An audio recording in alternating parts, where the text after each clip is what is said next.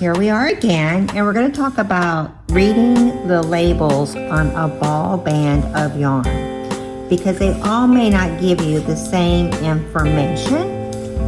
And unless you know, this is doing really good right here. I'm going to put these together because if you notice, they say they're a 3, which means it's a lightweight DK yarn, and they're telling you what needle size to use, which would be a US 5 to 6 on this one, and this one is saying a US 6. It's telling you how many stitches per inch.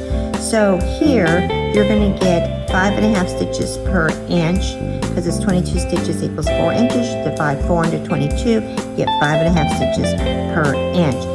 On a size 6 needle is your gauge, the recommended gauge. Then you have here, it's a 5 to 6. So I know that I'm going to need the size 5 needle to get me the same gauge as this one that's calling for a size 6 needle. There you go. So gauge is important when you're doing a pattern. This tells me this is 100% Pima cotton Pima. This is a blend, and let's see if it tells me what the blend is right here on the label. Cotton and bamboo, which we like, creates a nice drape to it. But look at this one. This is a medium weight yarn. So I'm going to read it. It tells me the weight of the yarn. It tells me the ounces and the grams and the yardage. This one tells me the ounces, the grams, and the yardage and the meters. It tells me where it's made. This one tells me the grams, the ounces, the yardage, and the meters, which is very good. Not all bands do that. I just happen to pick good ones that have it. Let's see what this one has on it, the sheep G's, because it's from a different country and they do things a little differently than what we do here. So in here they have the grams and the meters.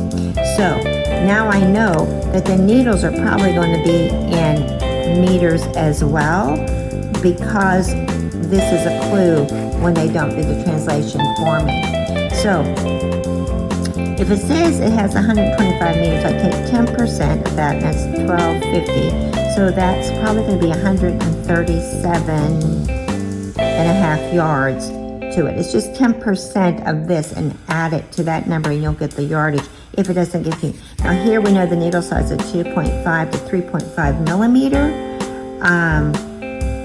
That's going to be probably a 3 to 5 needle. Here they're giving me they did give me inches.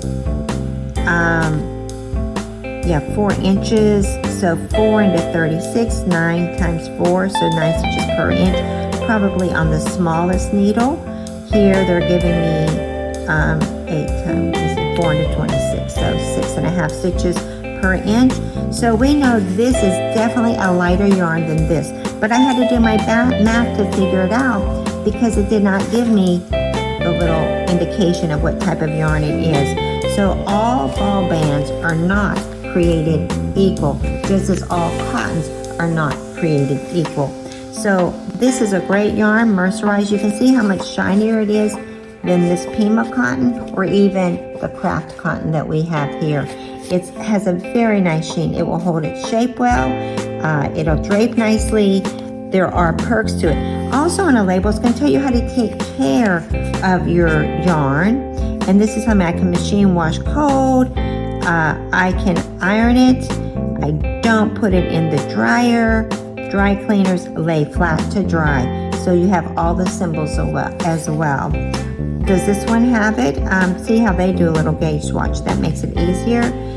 Let's see. It tells me hand wash in cold water, lay flat to dry. So you don't have to guess the symbols on this. So American-made yarn, or yarns that are labeled in America, they're going to read a little bit differently.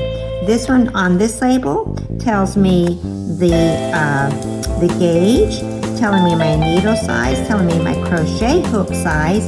It's telling me the weight of the yarn as in the sizing of the yarn, not the ounces of the yarn, which is right here. It tells me the color. Usually they'll tell you the color and the dye lot right there. Color's important. Dye lot's very important, especially if you were getting something like this, the craft cotton. that doesn't always hold its color as well. It could be different dye lot. So I always recommend, if you know you're going to need 10 skeins of that yarn, I would buy it right then if they have it in the store, all in the same dye lot. Because the chances are of you getting in the same lot a month from now probably is not going to be very likely to happen. So here it tells me the color number, the color name, and the dye lot. It tells me what it's made up out of, 100% cotton. And it doesn't tell me, let's see, if it's in the fine print, how to take care. Oh, there it is. Very fine print on this ball band. It tells me how to take care of it. I can machine wash it. I would probably not put it in the dryer. I could press it and I would lay it flat to dry. So it's a little bit lacking, so you could probably just play with it. This one, on the other hand, tells me that it's a lightweight DK weight.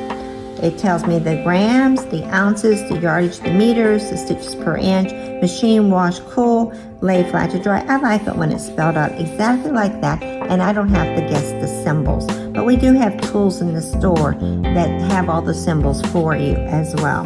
So there you go. Oh, and it tells me it's viscose and cotton. So that's all the importance of reading a ball band. It helps you determine how much yarn you're going to need for your project.